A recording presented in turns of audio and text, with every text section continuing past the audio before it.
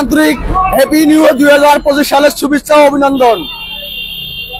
আমি গরিব দুঃখের জনগণের মাঝ থেকে, আমি গরিবের সন্তান, আমি গরিবের নিয়ে কিছু কথা বলবো আর কিছু সংস্কার নিয়ে কথা বলবো।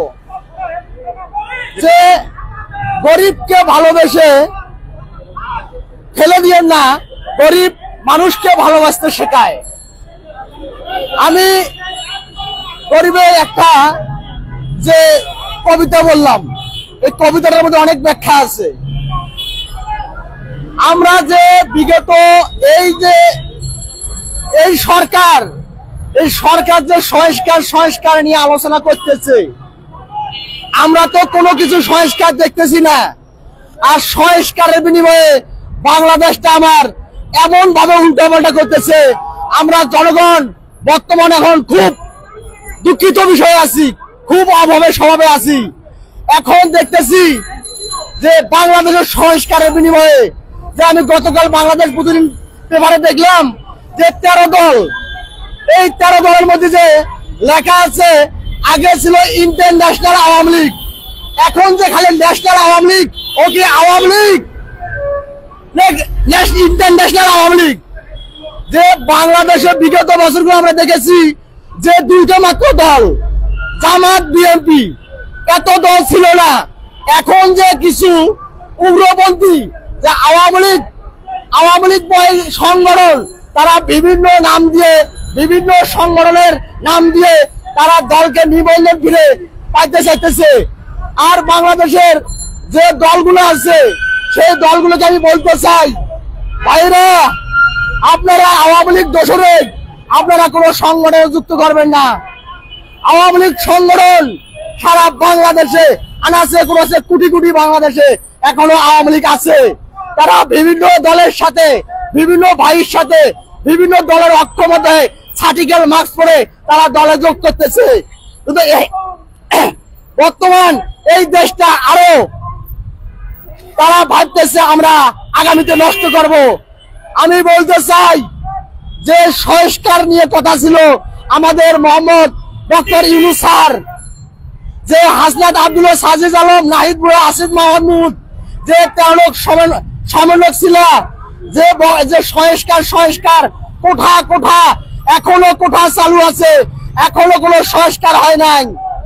আমি বলেছি যে ফরাজি হাসপাতাল বনশ্রী 350টা গুলি যে পেয়েছে, একটা বুলেটের এখনো কোনো প্রমাণ মেলে নাই, এখনো একটা কোনো বাহিনীর সংস্কার হয় নাই মিডিয়ার সামনে।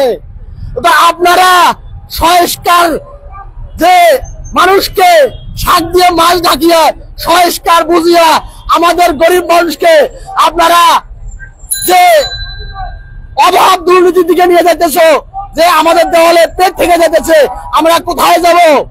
আমি আর একটা কথা না বললেই না, যে এই অটো রিক্সা যে অবৈধ লাইসেন্স নেই, যে গাড়ির কোনো কারেন্ট বিল নাই, সেই অটো রিক্সার আমার সামনে যে হাইকোর্ট সুপ্রিম কোর্ট যে আইনজীবী যে উনি দায়িত্ব নিল, আমরা 1 মাসের মধ্যে আমরা ডিসিশন দেব।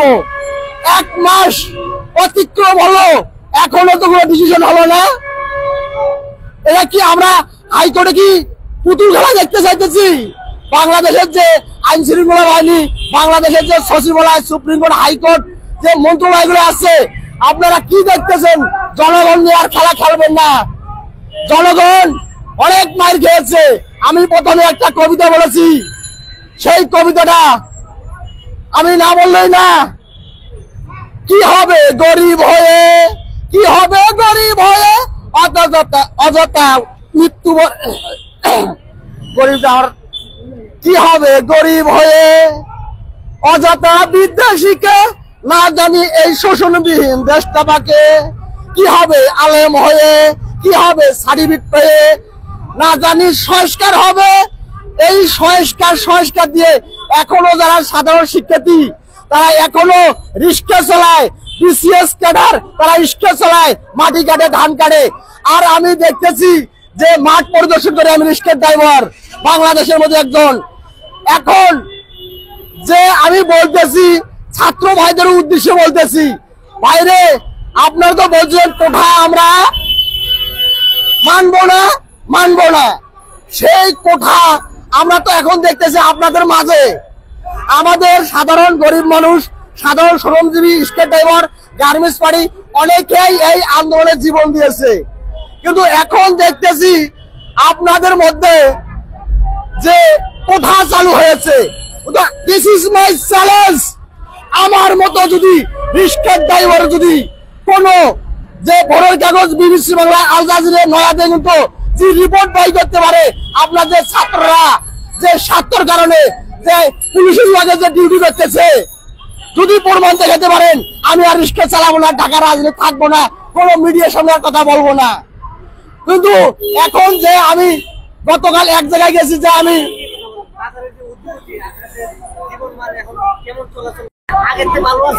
আমরা বর্তমান অনেক কষ্টে আছি বাংলাদেশে। আমাদের কোনো ইনকাম ট্যাক্স নাই, যে অটো গাড়ি 50 টাকা ভাড়া 30 টাকা নিয়ে যায়, আমাদের কেউ দেখে না।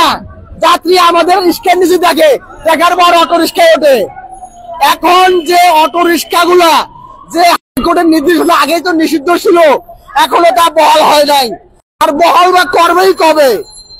আমি কিছু মিডিয়ায় কথা বলেছিলাম যে 2025 সালের মাঝামাঝি হয়তো আমাদের দেশটা ইন্তেকাল করবে। এখন ইন্তেকাল যে কিভাবে করবে জনগণে আপনারা ভালো বুঝবেন, দেশটা আমাদের কোন পথে যেতেছে আর কি হইতেছে বাংলাদেশে।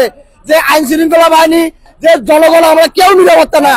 আমি যে এই জায়গায় দাঁড়িয়ে আছি, কোন যে আওয়ামী লীগ আসি আমাকে ফুট করে মারি দিয়ে যায়, একটা আইন শৃঙ্খলা, একটা মিডিয়ার হয়েও আমাদের নিরাপত্তা দিতে পারবো না। আমরা যে রিস্কায় ভাড়া মারি, একটা অফিসিয়াল লোক অফিস থেকে বের হয়ে সে আস্তে আস্তে হেঁটে হেঁটে বাসার দিকে চলে যায়, তারা আর ঘোরাফেরা করে না, তাদের নিরাপত্তা নাই। আমরা যে নিরাপত্তা নাই এটা সারা বাংলাদেশের জনগণ জানে। কোন আইন শৃঙ্খলা বাহিনী,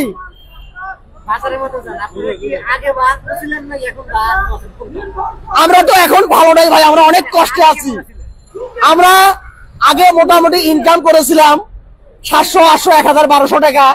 এখন আমরা সকাল 8টা 9টার সময় বের হই, এখন আমরা 800, 900, 1000 টাকা ভাড়া মারতে পারি না।